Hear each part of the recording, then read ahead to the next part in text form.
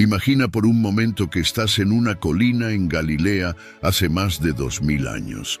El sol brilla sobre la hierba verde, una suave brisa acaricia tu rostro, y frente a ti está un hombre que está a punto de cambiar el mundo con sus palabras. Este hombre no es un político poderoso ni un filósofo famoso, es Jesús de Nazaret, el Hijo de Dios, que está a punto de pronunciar el discurso más revolucionario de la historia, el Sermón del Monte. ¿Pero qué tiene de especial este sermón? ¿Por qué, después de 2 milenios, seguimos hablando de él? Hermanos, prepárense para un viaje que cambiará su perspectiva para siempre. En los próximos minutos vamos a sumergirnos en las enseñanzas más impactantes que el mundo haya conocido. Enseñanzas que desafiaron imperios, transformaron corazones y siguen siendo tan relevantes hoy como el día en que fueron pronunciadas. Bienaventurados los pobres en espíritu, porque de ellos es el reino de los cielos. Con estas palabras Jesús comenzó a poner el mundo patas arriba. ¿Qué significa realmente ser pobre en espíritu? La respuesta te sorprenderá y te hará cuestionar todo lo que creías saber sobre el éxito y la felicidad. Ahora podrías estar pensando, está bien, suena interesante, pero ¿por qué debería importarme un sermón pronunciado hace 2000 años? Es una pregunta válida, así que permíteme explicarte por qué el Sermón del Monte no es solo un antiguo discurso, sino una revolución que sigue viva hoy. Imagina por un momento un mundo donde el perdón sustituya a la venganza, donde la compasión triunfe sobre el egoísmo y donde el amor venza al odio. Parece un sueño imposible, ¿verdad? Pues bien, ese es exactamente el tipo de mundo que Jesús estaba proponiendo en el Sermón del Monte. Y no solo lo propuso, sino que nos dio las herramientas para hacerlo realidad. En un mundo desgarrado por conflictos, divisiones y odio, las enseñanzas del Sermón del Monte ofrecen una alternativa radical, una forma de vivir que puede sanar relaciones rotas, traer paz a situaciones aparentemente sin esperanza y transformar comunidades enteras. No estamos hablando de teorías abstractas, sino de principios prácticos que han cambiado millones de vidas a lo largo de la historia. Oísteis que fue dicho, ojo por ojo y diente por diente, pero yo os digo, no resistáis al mal. Con estas palabras, Jesús no solo estaba enseñando, estaba desafiando todo el sistema de valores de su tiempo y del nuestro. Estaba proponiendo una forma completamente nueva de relacionarnos unos con otros y con Dios. Vamos a sumergirnos en el corazón del Sermón del Monte. Todo comienza en Mateo capítulo 5, versículos 1 y 2. Viendo Jesús las multitudes, subió al monte y se sentó. Sus discípulos se acercaron a él y él comenzó a enseñarles. Imagina la escena, una multitud diversa, ansiosa por escuchar, y Jesús sentado como un maestro, a punto de compartir verdades que sacudieron el mundo. El sermón comienza con las bienaventuranzas, una serie de declaraciones que comienzan con bienaventurados o felices. Pero no te dejes engañar. Estas no son simples frases motivacionales, son una redefinición radical de lo que significa ser verdaderamente bendecido o feliz. Bienaventurados los pobres en espíritu, porque de ellos es el reino de los cielos. Mateo capítulo 5, versículo 3. Espera, ¿qué? Pobres en espíritu. Esto va en contra de todo lo que el mundo nos dice sobre el éxito y la felicidad. No se trata de ser materialmente pobre, sino de reconocer nuestra necesidad espiritual, de admitir que no tenemos todas las respuestas y que necesitamos a Dios. Es el primer paso para experimentar el reino de los cielos, no en un futuro distante, sino aquí y ahora. Jesús continúa, bienaventurados los que lloran, porque serán consolados. Mateo capítulo 5, versículo 4. En un mundo que nos dice que debemos ser felices todo el tiempo, que debemos superar rápidamente nuestras pérdidas, Jesús valida el dolor. Nos dice que está bien llorar, que el luto es parte de la vida, y promete consuelo. No es una invitación al pesimismo, sino un reconocimiento de que el dolor forma parte de la experiencia humana y que Dios está con nosotros en nuestro sufrimiento. Seguimos avanzando en las bienaventuranzas y encontramos esta joya. Bienaventurados los mansos, porque heredarán la tierra. Mateo capítulo 5, versículo 5. Espera un momento, ¿los mansos heredarán la tierra? En un mundo que celebra a los agresivos y a los que se imponen, esto suena como una locura. Pero Jesús está desafiando directamente la mentalidad de el más fuerte sobrevive. La mansedumbre no es debilidad, hermanos míos, es fuerza bajo control. Es la capacidad de responder con amor, incluso cuando somos tratados mal. Es tener el poder de devolver el golpe, pero elegir no hacerlo. Es como un caballo poderoso que ha sido domado. Toda esa fuerza y poder, pero bajo control. Y luego viene esta: bienaventurados los que tienen hambre y sed de justicia, porque serán saciados. Mateo capítulo 5, versículo 6. Jesús no está hablando de un deseo casual de que las cosas mejoren. Está hablando de un anhelo profundo, como el hambre y la sed físicas. Es un llamado a la acción. No basta con desear que las cosas cambien. Debemos trabajar activamente por un mundo más justo. Pero Jesús no se detiene ahí, dice: bienaventurados los misericordiosos, porque alcanzarán misericordia. Mateo capítulo 5, versículo 7. En un mundo que a menudo clama por venganza, que se deleita en ver caer a los poderosos, Jesús nos invita a elegir la compasión. La misericordia no es solo un sentimiento, es una acción. Es elegir perdonar cuando tenemos todo el derecho de guardar rencor. Y aquí viene una de mis favoritas: bienaventurados los puros de corazón, porque verán a Dios. Mateo capítulo 5, versículo 8. Esto va más allá de las apariencias externas. Jesús habla de integridad, de ser la misma persona en público y en privado. Es un llamado a la autenticidad en un mundo de máscaras y pretensiones. Avanzando en el Sermón del Monte, llegamos a una de las enseñanzas más desafiantes de Jesús. Oísteis que fue dicho, ojo por ojo y diente por diente. Pero yo os digo, no resistáis al mal. Antes, a cualquiera que te hiera en la mejilla derecha, vuélvele también la otra. Mateo capítulo 5, versículos 38 y 39.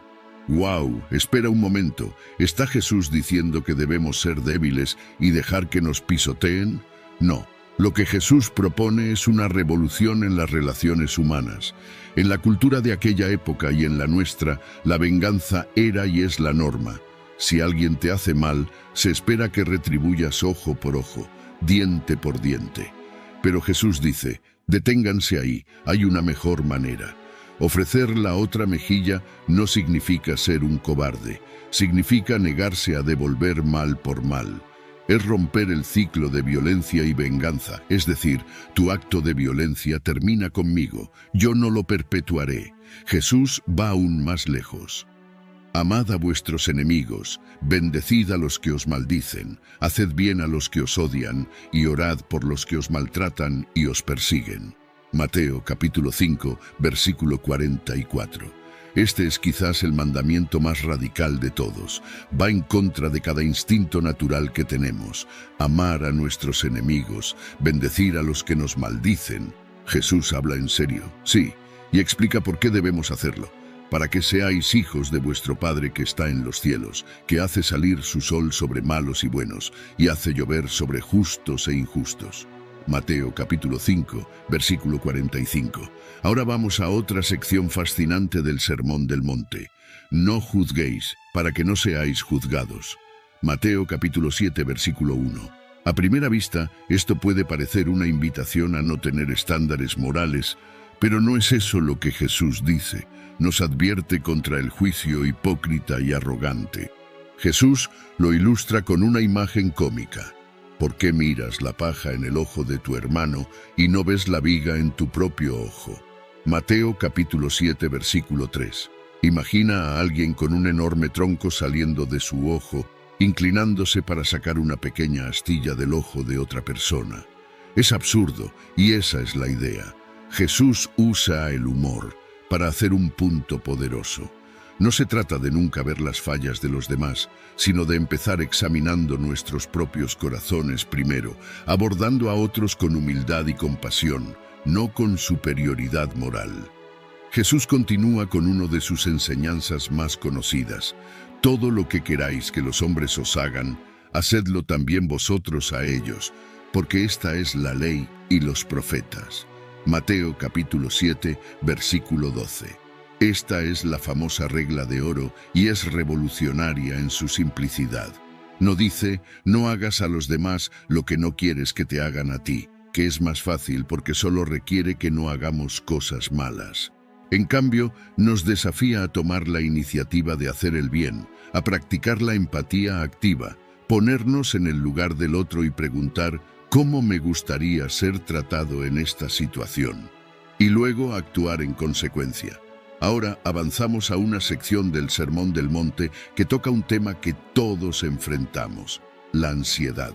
Jesús dice, no os afanéis por vuestra vida, qué habéis de comer o qué habéis de beber, ni por vuestro cuerpo, qué habéis de vestir.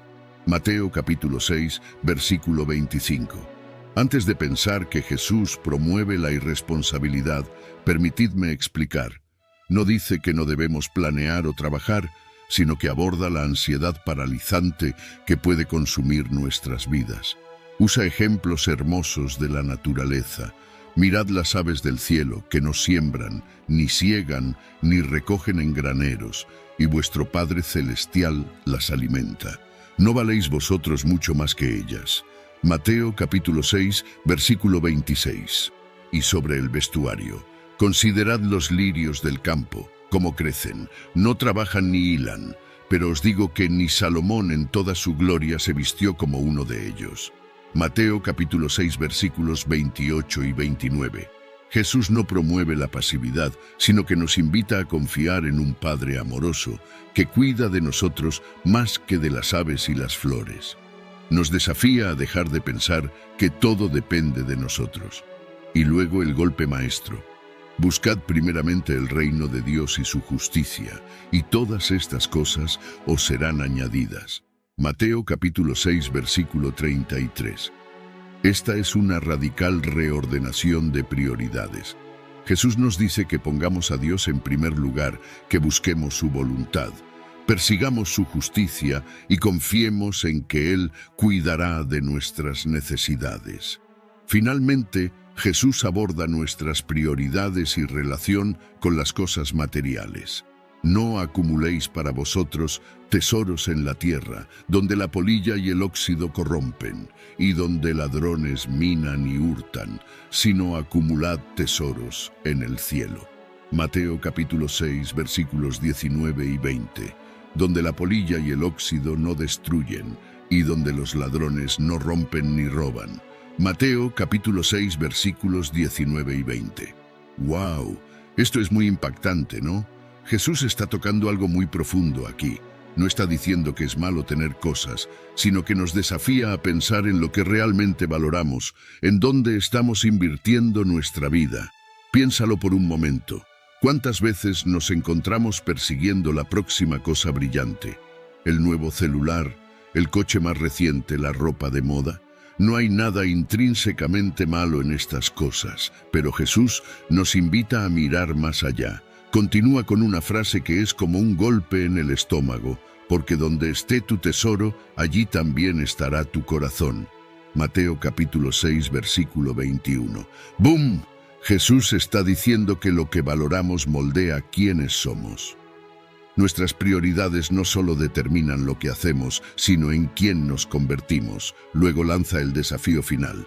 Nadie puede servir a dos señores porque odiará a uno y amará al otro, o se dedicará a uno y despreciará al otro. No podéis servir a Dios y al dinero. Mateo capítulo 6, versículo 24. Jesús no está diciendo que el dinero sea malo.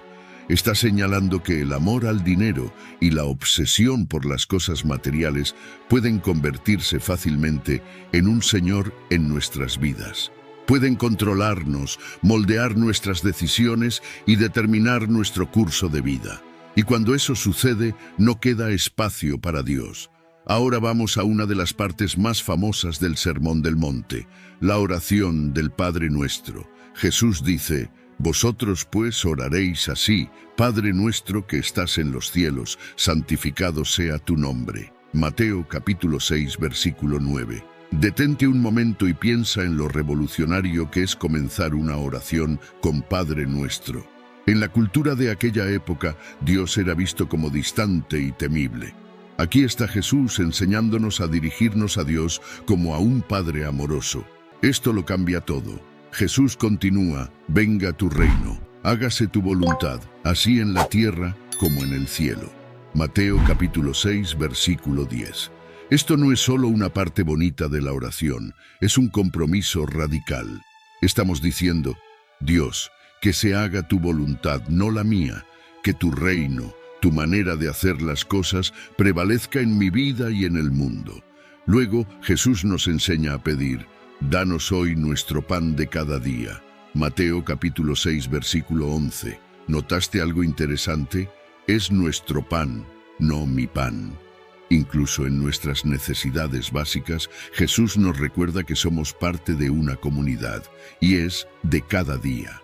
Jesús nos anima a confiar en Dios diariamente, no a acumular ansiosamente. Perdona nuestras deudas, así como nosotros perdonamos a nuestros deudores. Mateo, capítulo 6, versículo 12. ¡Wow! Esto es difícil, ¿verdad? Jesús está conectando directamente el perdón que recibimos con el perdón que ofrecemos. Está diciendo que no podemos esperar experimentar el perdón de Dios si nos negamos a perdonar a los demás. Y finalmente, y no nos dejes caer en tentación, sino líbranos del mal. Mateo capítulo 6, versículo 13.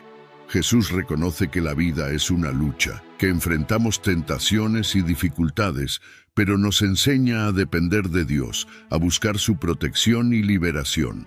Esta oración, tan simple y a la vez tan profunda, abarca todos los aspectos de la vida. Es un modelo no solo de cómo orar, sino de cómo vivir. Ahora vamos a una parte del Sermón del Monte que toca algo que todos enfrentamos: la preocupación y la ansiedad. Jesús dice: por eso os digo, no os preocupéis por vuestra vida, qué comeréis o qué beberéis, ni por vuestro cuerpo, qué vestiréis.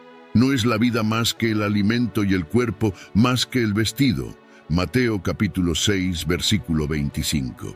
Esto es un gran desafío, ¿no? Vivimos en un mundo lleno de cosas por las que preocuparnos, cuentas por pagar, plazos que cumplir, relaciones que manejar. Y aquí está Jesús diciéndonos que no nos preocupemos. ¿Cómo es posible? Pero nota que Jesús no está promoviendo la irresponsabilidad. No está diciendo que no planeemos o trabajemos. Está abordando la ansiedad paralizante que puede consumir nuestras vidas. Jesús usa ejemplos hermosos de la naturaleza para ilustrar su punto. Mirad las aves del cielo, que no siembran ni cosechan ni almacenan en graneros, y vuestro Padre Celestial las alimenta. ¿No valéis vosotros mucho más que ellas? Mateo capítulo 6, versículo 26. Piénsalo por un momento. ¿Alguna vez has visto un pájaro teniendo un ataque de pánico sobre dónde encontrará su próxima comida? Claro que no. Simplemente confían en que habrá comida y van en busca de ella. Jesús continúa: ¿y por qué os preocupáis por el vestido? Considerad los lirios del campo, cómo crecen, no trabajan ni hilan. Pero os digo que ni Salomón en toda su gloria se vistió como uno de ellos. Mateo capítulo 6, versículos 28 y 29. De nuevo, Jesús no está promoviendo la pasividad. Nos invita a confiar en un Padre amoroso que se preocupa por nosotros más que por los pájaros y las flores. Nos desafía a dejar de pensar que todo depende de nosotros. Y entonces viene la conclusión poderosa: buscad primeramente el reino de Dios y su justicia, y todas estas cosas os serán añadidas. Mateo capítulo 6, versículo 33. Esta es una reordenación radical de prioridades. Jesús nos dice que pongamos a Dios en primer lugar, que busquemos su voluntad, persigamos su justicia y confiemos en que Él cuidará de nuestras necesidades. No es una promesa de riquezas o de una vida sin problemas. Es una invitación a vivir con una perspectiva eterna, confiando en un Dios que nos ama y cuida de nosotros. Estamos llegando al final del Sermón del Monte, Y Jesús concluye con una analogía poderosa. Él dice, por tanto, quien escucha estas palabras mías y las pone en práctica es como un hombre prudente que construyó su casa sobre la roca. Cayó la lluvia, vinieron los ríos, soplaron los vientos y golpearon aquella casa, pero no cayó porque estaba cimentada sobre la roca. Mateo capítulo 7 versículos 24 y 25. Esta imagen es increíble, ¿verdad? Jesús está comparando sus enseñanzas con una base sólida. Nos está diciendo que vivir de acuerdo con sus palabras nos da estabilidad y fortaleza para enfrentar las tormentas de la vida. Pero observa que Jesús no dice, quien escucha estas palabras mías y está de acuerdo con ellas, o quien memoriza estas palabras mías. Él dice, quien escucha estas palabras mías y las pone en práctica. La énfasis está en la acción, en la aplicación práctica de estas enseñanzas en nuestras vidas. Jesús continúa con el contraste, pero quien escucha estas palabras mías y no las pone en práctica es como un insensato que construyó su casa sobre la arena. Cayó la lluvia, vinieron los ríos, soplaron los vientos y golpearon aquella casa y cayó, y grande fue su ruina. Mateo capítulo 7 versículos 26 y 27. El mensaje es claro. No basta solo con escuchar o conocer las enseñanzas de Jesús. Necesitamos vivirlas, aplicarlas en nuestras vidas diarias, en nuestras decisiones y en nuestras relaciones. Nota que en ambos casos la tormenta viene. Jesús no promete una vida sin dificultades para aquellos que siguen sus enseñanzas. La diferencia está en la capacidad de mantenerse firmes en medio de las tempestades. Esta conclusión del Sermón del Monte es un llamado a la acción. Es Jesús diciendo, no sean solo oyentes, sean hacedores, vivan estas verdades, dejen que ellas moldeen quiénes son y cómo viven. Así terminamos nuestra jornada por el Sermón del Monte. Comenzamos con las bienaventuranzas que dieron un giro a nuestras nociones de felicidad y éxito. Exploramos enseñanzas sobre el perdón, el amor a los enemigos, la oración, el juicio, la ansiedad y mucho más. Pero la pregunta que queda es, ¿qué haremos con todo esto? ¿Cómo permitiremos que estas palabras transformen nuestras vidas? ¿Cómo construiremos nuestras vidas sobre esta roca sólida? El desafío está lanzado, la elección es nuestra, que podamos no solo escuchar, sino practicar, no solo conocer, sino vivir, porque ahí está el poder verdaderamente transformador del Sermón del Monte. Ahora tomemos un paso atrás y miremos el panorama general. El Sermón del Monte no es solo un conjunto de reglas o principios morales, es una invitación a una forma completamente nueva de vida. Jesús nos está llamando a una revolución del corazón. Piensa en el contraste entre lo que Jesús enseña y los valores del mundo que nos rodea. El mundo dice, ojo por ojo. Jesús dice, ofrece la otra mejilla. El mundo dice, ama a tus amigos y odia a tus enemigos. Jesús dice, ama a tus enemigos. El mundo dice, acumula riquezas. Jesús dice, acumula tesoros en el cielo. Es como si Jesús nos estuviera diciendo, existe una manera diferente de vivir, una manera que puede parecer locura para el mundo, pero que en realidad es el camino hacia la verdadera vida, la verdadera libertad, la verdadera paz. Pero no te equivoques. Vivir así no es fácil, es un desafío diario, es nadar contra la corriente, es elegir el amor cuando sería más fácil elegir el odio, es elegir el perdón cuando sería más fácil buscar venganza, es elegir la generosidad cuando sería más fácil ser egoísta. Sin embargo, Jesús promete que este camino, por más difícil que sea, lleva a una vida abundante. Él dice, entrad por la puerta estrecha, porque ancha es la puerta y espacioso el camino que lleva a la perdición, y muchos son los que entran por ella. Pero estrecha es la puerta y angosto el camino que lleva a la vida, y pocos son los que la encuentran. Mateo capítulo 7 versículos 13 y 14. Este es el corazón del Sermón del Monte. Un llamado a una vida diferente, una vida transformada, una vida que refleja el carácter de Dios. Es una invitación a ser sal y luz en un mundo que a menudo parece insípido y oscuro. Vamos ahora a profundizar en cómo podemos aplicar estas enseñanzas en nuestra vida cotidiana. Tomemos, por ejemplo, la enseñanza de Jesús sobre el amor a los enemigos. Él dice: amad a vuestros enemigos y orad por los que os persiguen. Mateo capítulo 5, versículo 44. Esto parece imposible, ¿no? Amar a nuestros enemigos, orar por aquellos que nos persiguen. Pero, ¿y si empezamos pequeño? ¿Y si la próxima vez que alguien nos irrite en el tráfico, en lugar de maldecir o hacer gestos groseros, hacemos una breve oración por esa persona? Señor, bendice a ese conductor. Tal vez esté teniendo un día difícil, o piensa en el lugar de trabajo. Tal vez haya un colega que siempre parece estar tratando de sabotearte. ¿Y si en lugar de devolverle con la misma moneda, decides hacer algo amable por esa persona? Tal vez ofrecer ayuda en un proyecto o simplemente saludarla con una sonrisa sincera. Jesús no nos está pidiendo que aprobemos el comportamiento incorrecto de las personas. Nos está llamando a responder al mal con bien, a romper el ciclo de odio y retaliación. Y en cuanto a la enseñanza de Jesús sobre no juzgar a los demás, eso no significa que no podamos discernir entre lo correcto y lo incorrecto. Significa que debemos abordar a los demás con humildad y compasión, reconociendo que todos tenemos fallas. La próxima vez que te encuentres juzgando a alguien duramente, detente y pregúntate a ti mismo, ¿qué circunstancias pueden haber llevado a esa persona a actuar así? Si yo estuviera en su situación, ¿cómo actuaría?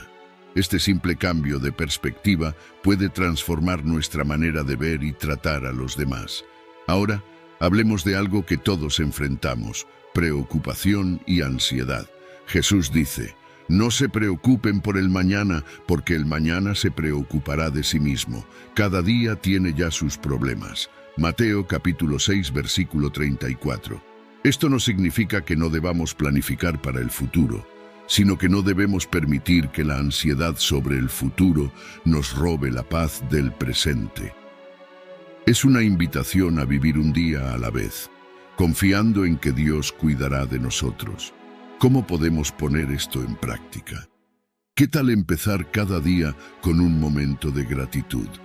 Antes de levantarte de la cama, agradece por 3 cosas en tu vida.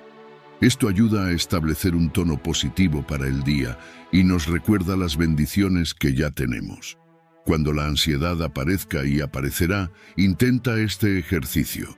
Detente un momento, respira profundamente y pregúntate a ti mismo: ¿esto que me preocupa es algo que puedo controlar? Si es así, haz un plan de acción. Si no es así, entrégaselo a Dios en oración. Recuerda las palabras de Jesús: miren las aves del cielo, no siembran ni cosechan ni almacenan en graneros, y sin embargo el Padre Celestial las alimenta. ¿No valen ustedes mucho más que ellas? Mateo capítulo 6, versículo 26.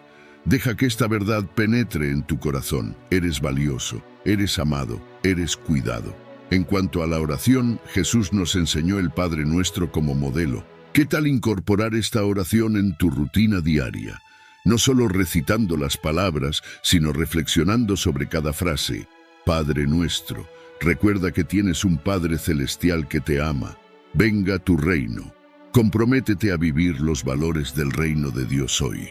Danos hoy nuestro pan de cada día. Confía en Dios para suplir tus necesidades. Hablemos ahora sobre la tentación. Jesús aborda esto en el Sermón del Monte de una manera muy directa y francamente incómoda. Él dice: si tu ojo derecho te hace pecar, sácalo y tíralo. Mateo capítulo 5, versículo 29. Espera, ¿Jesús realmente nos está diciendo que nos saquemos los ojos? No, está usando una hipérbole, una exageración deliberada para enfatizar un punto importante. El punto es este: debemos tomar el pecado en serio y estar dispuestos a tomar medidas drásticas para evitarlo. ¿Cómo podemos aplicar esto en nuestra vida diaria? Piensa en las cosas que frecuentemente te llevan a la tentación. Tal vez sean ciertos sitios en Internet, programas de televisión o incluso ciertas personas o lugares. Jesús nos dice que seamos radicales al tratar con estas fuentes de tentación. Si ciertos sitios son un problema, instala un bloqueador.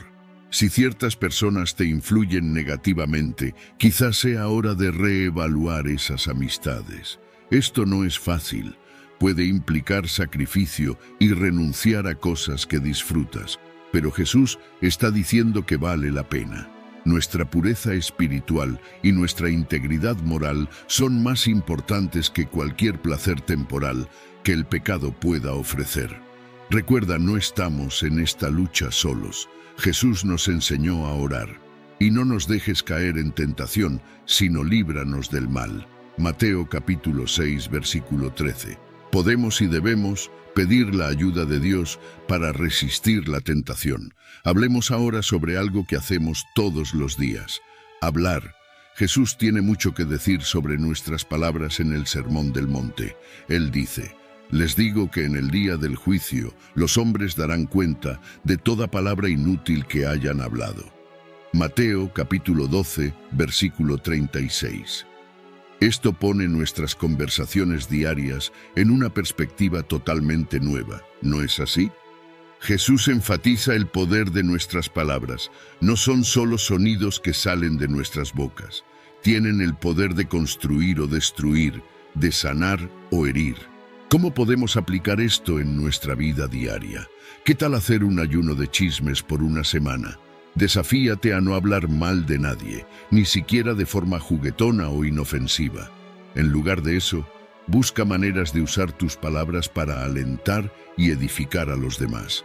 Jesús también habla sobre los juramentos. Él dice: pero yo les digo, no juren de ninguna manera, sea su sí, sí, y su no, no. Lo que es más de esto viene del maligno. Mateo capítulo 5, versículos 34 y 37. El punto aquí no es tanto sobre los juramentos formales, sino sobre la integridad en nuestras palabras. Jesús está diciendo: sé una persona de palabra, que tus promesas y compromisos sean tan confiables que no necesites reforzarlos con juramentos. En la práctica, esto significa cumplir lo que dices que vas a hacer, ser honesto incluso cuando es difícil, y admitir cuando te equivocas, en lugar de intentar encubrir con más palabras. Recuerda, nuestras palabras son un reflejo de nuestro corazón. Jesús dice: porque de la abundancia del corazón habla la boca. Mateo capítulo 12, versículo 34. Por lo tanto, cultivar un corazón lleno de amor, compasión y verdad es la clave para una comunicación que honra a Dios y bendice a los demás. Hablemos ahora sobre algo que todos hacemos, pero en lo que muchas veces no pensamos mucho: juzgar a los demás. Jesús tiene palabras fuertes sobre esto en el Sermón del Monte. Él dice: no juzguen para que no sean juzgados, porque de la manera que juzguen serán juzgados, y con la medida que midan se les medirá a ustedes. Mateo capítulo 7, versículos 1 y 2. A primera vista, esto puede parecer que Jesús está diciendo que nunca debemos hacer juicios morales, pero no es así. Él está advirtiendo contra el juicio hipócrita, contra la tendencia que tenemos de ver los errores de los demás mientras ignoramos los nuestros propios. Jesús ilustra esto con una imagen vívida. ¿Por qué te fijas en la paja que está en el ojo de tu hermano y no te das cuenta de la viga que está en tu propio ojo? Mateo capítulo 7, versículo 3. Imagínense a una persona con una viga enorme saliendo de su ojo intentando sacar una pequeña astilla del ojo de otra persona. Es absurdo, ¿verdad? Y ese es precisamente el punto de Jesús. Jesús no está diciendo que nunca debemos discernir entre lo correcto y lo incorrecto. Él nos está llamando a abordar a los demás y a nosotros mismos con humildad, compasión y gracia. Si te gustó el video, dale like y comparte este video con más personas. Dios te bendiga.